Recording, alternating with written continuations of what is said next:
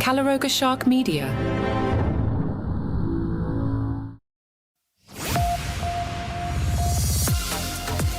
Today on Ballot, Trump wins big, Haley finishes third and declares it a two-person race, DeSantis earns his ticket out of Iowa, Ramaswamy is surprised to find out he finished fourth, and Joe Biden needs a write-in. Ron DeSantis secured the second position in the Iowa caucuses, narrowly surpassing Nikki Haley, effectively guaranteeing that the Florida governor will continue his campaign journey, at least until the New Hampshire primary on January 23rd. Despite their efforts, both DeSantis and Haley fell significantly behind Donald Trump, who emerged as the clear winner of the caucuses. After clinching second place, DeSantis addressed the crowd at a campaign event in West Des Moines, stating, "Because of your support, despite all the challenges we faced with everyone against us, we've earned our ticket out of Iowa." DeSantis invested substantial resources in the Hawkeye state, visiting all 99 counties and securing the endorsements of popular Iowa Governor Kim Reynolds. However, DeSantis' supporters expressed dismay at the Associated Press for declaring the race just 30 minutes into the start of the caucuses, even before some caucus goers had cast their votes. They mentioned receiving mobile alerts proclaiming Trump as the winner before surrogates had finished their speeches. Nikki Haley addressed her caucus night gathering in a partially filled ballroom at the West Des Moines Marriott, acknowledging her slightly behind Ron DeSantis' finish. While it wasn't the ideal outcome her supporters had anticipated, she looked ahead optimistically. Haley offered her congratulations to Trump for his victory and announced her immediate plans to head to New Hampshire. She asserted that her strong third-place showing had transformed the Republican primary into a two-person contest with Trump.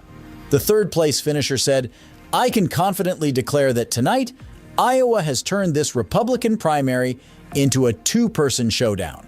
She proceeded to critique both Trump and Biden for their lack of vision for our country's future and argued that a Trump nomination would lead to another closely contested election. "I cherish you, Iowa," she expressed, "but now we're moving on to New Hampshire." A DeSantis aide told Fox, "They threw everything at Ron DeSantis. They couldn't kill him. He is not only still standing, but he's now earned his ticket out of Iowa. This is going to be a long battle ahead, but that is what this campaign is built for. The stakes are too high for this nation, and we will not back down." During his Monday night speech, DeSantis struck a defiant tone while speaking to his supporters. "I can tell you, because of your support, in spite of all of that they threw at us, everyone against us, we've got our ticket punched out of Iowa." Vivek Ramaswamy halted his campaign on Monday and threw his support behind former President Donald Trump after securing a fourth-place finish in the Iowa caucuses. Ramaswamy explained to his supporters, "There's no path for me to be the next president absent things that we don't want to see happen in this country." Prior to addressing his supporters, Ramaswamy had a very friendly conversation with Trump and offered full-throated support for the former president, even though they had publicly clashed in the lead-up to the caucuses. He also left open the possibility of becoming Trump's running mate. Ramaswamy shared with reporters, "I'm always going to speak my convictions. I'm not somebody who can espouse someone else's convictions. If I can fulfill that role from the vice presidency, I will evaluate what's best for the future of this country." However, during a live stream, at least one of Ramaswamy's supporters could be heard advising him not to back Trump.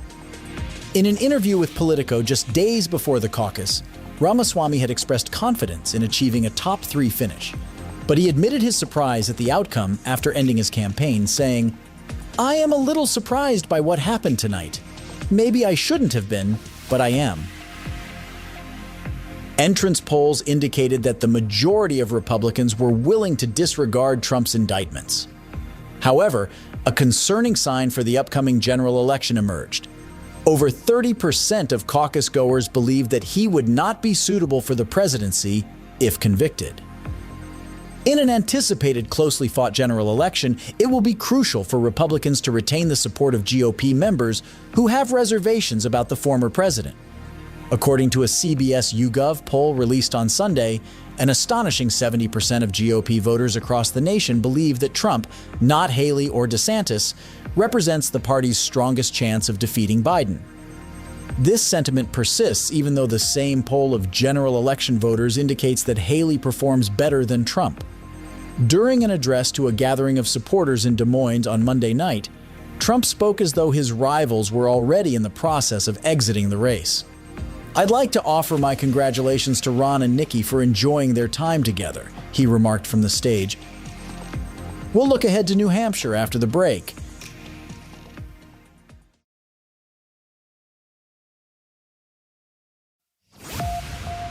New Hampshire Democrats, despite lingering resentment over Joe Biden's previous attempts to diminish their cherished primary, have rallied to support him in this month's election. Many still harbor frustration over his efforts to rearrange the primary calendar last year, placing South Carolina ahead of New Hampshire. However, they are willing to put those feelings aside for the greater good. Former state Democratic Party Chair Kathy Sullivan, who now leads a pro-Biden super PAC, expressed her conflicted sentiments, saying, "I love Joe Biden. I think he's just been a great president. Having said that, I'm still pissed. But you compartmentalize that. You just put that aside." Biden's attempt to alter the primary order last year sparked resistance from New Hampshire, and the state remained steadfast in maintaining its position right after Iowa's caucuses. This standoff has resulted in a situation where Biden cannot officially compete in the January 23rd primary, as it is considered meaningless by the DNC, which does not recognize its results. Supporters will have to write in his name. Despite this bizarre scenario, New Hampshire Democrats realize that any harm to Biden's image could ultimately benefit Donald Trump, the probable GOP nominee in the general election. Consequently, they have decided to actively support Biden, focusing on ensuring that voters know how to write in his name on the ballot.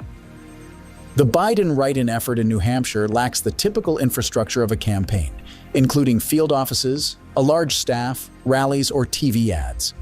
It operates on a relatively meager budget of around $70,000, mainly dedicated to printing instructional signs and covering minimal staffing costs. In contrast, Reverend Dean Phillips and Marianne Williamson, who are competing against Biden in the primary, have been more active in their campaigns. They have criticized Biden's absence and invested substantial funds in TV ads and mailers. While there has been no official communication between the write-in campaign and the White House or Biden's campaign, some signs suggest approval from national Democrats close to Biden. Several national Democrats associated with Biden's campaign have contributed to the write-in effort by making calls, speaking at events, or seeking donations.